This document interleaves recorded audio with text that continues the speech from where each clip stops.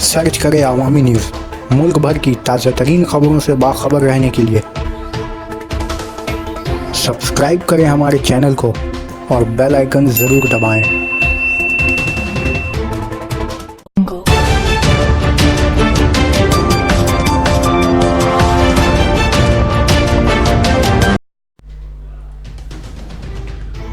अस्पताल में दाखिल लड़की के साथ छेड़छाड़।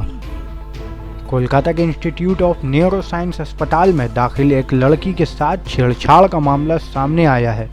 बताया जा रहा है कि नॉर्थ 24 परगना के सूदपुर इलाके की रहने वाली एक जवान लड़की पिछले 15 दिनों से भर्ती है, जिसने अपने घर वालों को बताया है कि अस्पताल में बतौर ट्रॉली मैन काम करने वाला सुनील मलिक नामी शख्स ने उसके साथ न सिर्फ छेड़छाड़ करी बल्कि इसका वीडियो भी बनाया है।